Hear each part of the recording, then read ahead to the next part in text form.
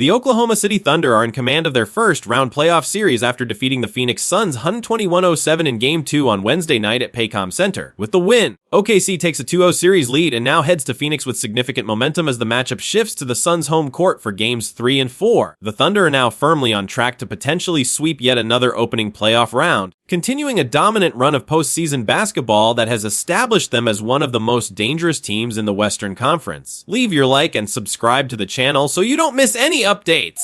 The story of the night centered on Gilgeous-Alexander, who delivered a vintage performance after what many considered a subdued showing in the series opener. The reigning MVP was a force from start to finish, leading all scorers with 37 points on 52% shooting from the field and 40% from three-point range. His performance silenced any doubts that Game 1 had raised about his form, as he attacked the Suns' defense relentlessly, creating shots for himself while keeping the Oklahoma City offense humming throughout the contest. Gilgeous-Alexander's night was not without adversity. Early in the first quarter, he landed awkwardly and appeared to hurt his hand, a moment that briefly created tension on the Oklahoma City bench. But the star guard brushed off the pain and kept producing, reminding everyone in the building and watching across the country why he is considered one of the best players in the NBA right now. His ability to perform under pressure and push through physical challenges speaks to a competitive toughness that has come to define OKC's identity as a franchise. What made Gilgeous-Alexander's performance particularly impressive was the context surrounding it. After a Game 1 that saw him operate below his usual standard, the pressure was on him to respond in a must-answer moment. He did not shy away from the challenge. Instead, he took the game over when it mattered most, asserting himself as the undisputed leader of this Thunder team and sending a clear message to the rest of the playoff field. The Thunder's overall performance in Game 2 was disciplined and controlled, particularly in the first 3 quarters. Oklahoma City built its lead through a combination of defensive intensity and efficient offense, making Phoenix pay for every mistake. The game became noticeably tighter in the 4th quarter when the Suns outscored the Thunder 30-20 in the final frame. Phoenix showed some fight in those closing minutes, trimming what had been a comfortable lead and making things slightly uncomfortable for the home crowd. But Oklahoma City's lead was simply too large for the Suns to overcome.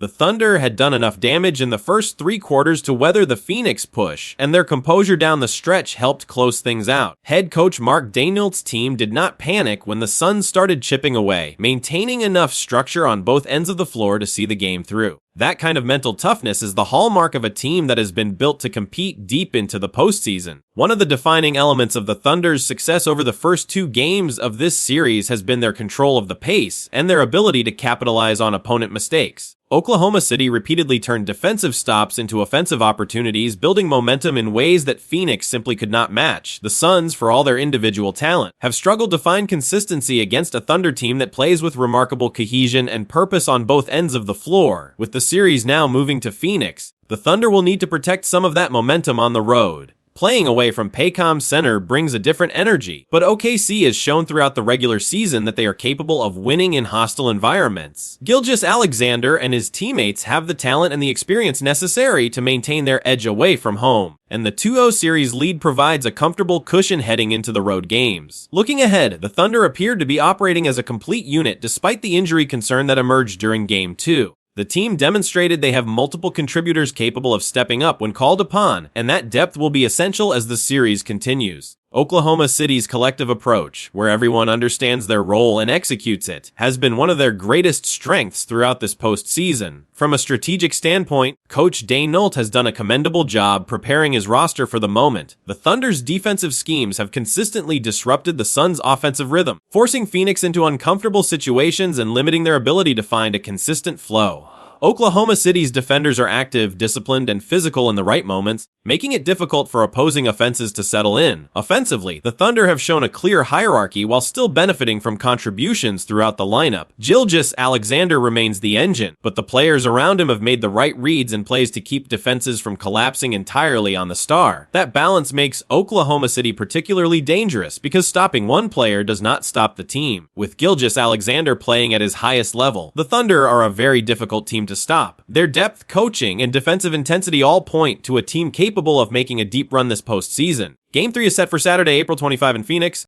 The Oklahoma City Thunder received troubling injury news following their Game 2 victory over the Phoenix Suns on Wednesday night. Star guard Jalen Williams has been officially diagnosed with a grade 1 left hamstring strain and will be re-evaluated on a weekly basis, the team announced Thursday. The news adds a significant layer of uncertainty to Oklahoma City's postseason run at the worst possible time, even as the franchise holds a commanding 2-0 series lead over Phoenix in the first round. Williams exited the game midway through the third quarter after landing awkwardly following a missed layup attempt. He immediately grabbed his left leg and walked directly to the bench before heading to the locker room, raising alarm bells on the Oklahoma City bench and throughout the Paycom Center crowd. Head coach Mark Daigneault addressed the situation in his post-game press conference, confirming that the injury appeared to involve Williams' hamstring and that the team would seek further evaluation as soon as possible. The official confirmation from the Thunder's medical staff came the following morning. A grade 1 strain is the least severe classification for a hamstring injury on the medical scale, meaning the muscle fibers are stretched or slightly torn without a significant structural rupture. That classification represents the best-case scenario from a diagnosis standpoint, but it still carries no guarantee of a quick return to the court, particularly with the intensity demands of playoff basketball. Williams will be re-evaluated week to week, meaning there is no definitive timeline for his return at this point. What makes this development particularly difficult for the Thunder and their fans is the broader context surrounding Williams this season. This marks his third hamstring injury of the current campaign, a worrying pattern for a player whose explosive athleticism and aggressive driving style place constant demands on his lower body. Earlier in the season, he dealt with multiple right hamstring strains that interrupted his rhythm and forced him to miss significant time. He had only recently found his best form again, and his performances in the opening 2 games against Phoenix had been a reminder of just how complete a player he is. In Game 1 of the series, Williams was outstanding. He posted 22 points on 9 for 15 shooting from the field, while also contributing 7 rebounds and 6 assists in a well-rounded performance that highlighted his versatility and basketball intelligence. He was not just a scorer but a facilitator, using his ability to attract defensive attention to create quality looks for his teammates. His presence forced Phoenix to make difficult rotational decisions that the Thunder repeatedly exploited. In Game 2, before his departure, he was arguably even better during his time on the floor. Williams made his first 6 shots of the game and finished the first half with 19 points on 7 for 11 shooting, giving OKC an imposing lead going into the break. He was the best player on the floor in those first 2 periods, and his sudden absence in the third quarter changed the dynamic of the game considerably, even as Oklahoma City held on to win comfortably. Now the Thunder must plan around his uncertain availability for the rest of the series. Games 3 and 4 are scheduled in Phoenix on Saturday, April 25 and Monday, April 27. Respectively. A potential Game 7, if the series were to extend that far, would be on Sunday, May 3. The second round is not expected to begin until later in May, which could provide Williams with additional recovery time should the Thunder advance quickly. If OKC closes out Phoenix in 4 or 5 games, Williams could potentially have 2 or more weeks to rest and recover before facing the next opponent. Oklahoma City's roster depth will be put to the test in the meantime. The franchise has built its identity not around a single player, but around a collective effort, and the contributions of role players and secondary options will be more important than ever during Williams' absence. Coach Daigneault has the personnel to adjust his rotations and keep the Thunder competitive, even if replacing Williams' level of production is not realistically possible for any one individual. Second-year guard A.J. Mitchell has emerged as a key candidate to absorb more responsibility. Alongside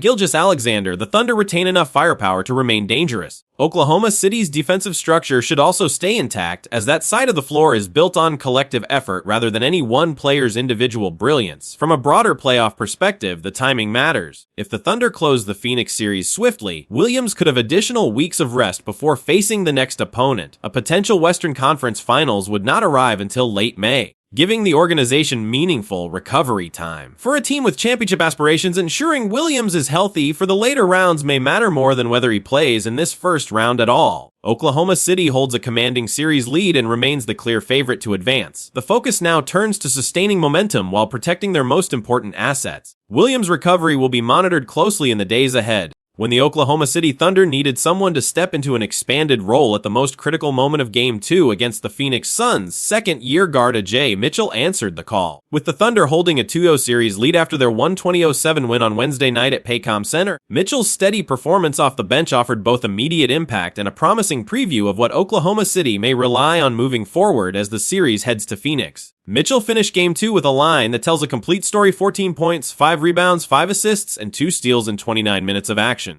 Those numbers reflect a player who is not just filling minutes but actively shaping the game in multiple ways. He attacked the basket to create contact and open driving lanes. He found teammates with smart passes on drive and kick opportunities, and he contributed defensively with active hands and smart positioning throughout the night. His most memorable contribution came in the fourth quarter, when the Suns were threatening to make things genuinely uncomfortable. Phoenix had trimmed what was once a commanding lead down to 10 points, and the Thunder needed to respond. With the game hanging in the balance and Oklahoma City having missed several open three-point attempts in the minutes leading up to a timeout called by head coach Mark Daigneault, Mitchell stepped into a pass from Gilgeous-Alexander and buried a three-pointer from the left corner. It was a composed, confident shot from a young player who did not flinch under pressure, and it served as the knockout blow that put the game firmly beyond Phoenix's reach. The moment was significant not just for its immediate impact on the scoreboard, but for what it said about Mitchell's mental makeup. Playoff basketball is a different animal than the regular season. The intensity is amplified, the stakes are higher, and the margin for error shrinks considerably.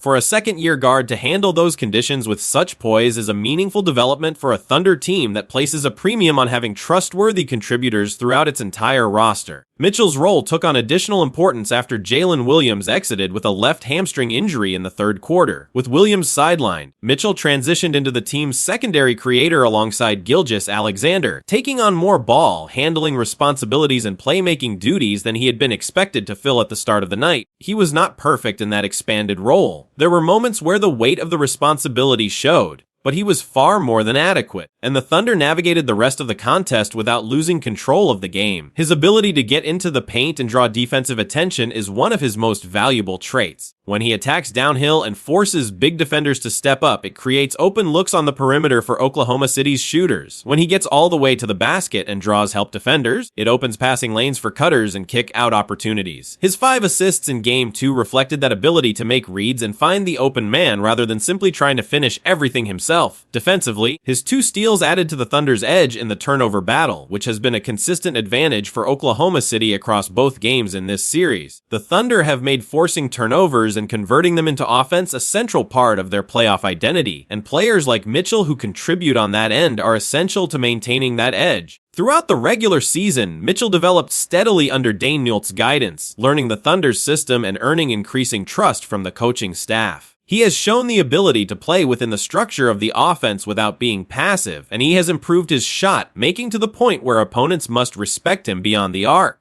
His left corner 3 in Game 2 was a reminder of that growth. As the series moves to Phoenix, Mitchell's role will remain elevated, particularly if Williams' hamstring limits his availability. Playing on the road in a playoff atmosphere is another test altogether, and how Mitchell handles the hostile environment of a Suns crowd hungry to see their team respond will say a great deal about his continued development. The Thunder will need their 6th man to deliver in moments like Wednesday nights. Composed, efficient, and willing to take the big shot when the game is on the line. What stands out most about Mitchell's trajectory is how naturally he has adapted to the speed and physicality of playoff basketball. Some young players shrink in these moments, deferring unnecessarily when the lights get brightest. Mitchell has done the opposite. He embraced the challenge, played with confidence, and made plays his team needed. That mentality is not easily coached. It comes from within, and it suggests Oklahoma City has found a genuine postseason contributor in only his 2nd professional season. Coach Daigneault has consistently praised the development of his younger players, and Mitchell represents one of the clearest success stories of that philosophy. The Thunder built this roster with depth in mind, and contributors like Mitchell are exactly why that approach has paid dividends. There will be bigger moments ahead in these playoffs, and based on what he has already shown, Mitchell appears ready. Oklahoma City's bench depth is one of their greatest assets, and he is emerging as one of its most important components heading into the road games in Phoenix.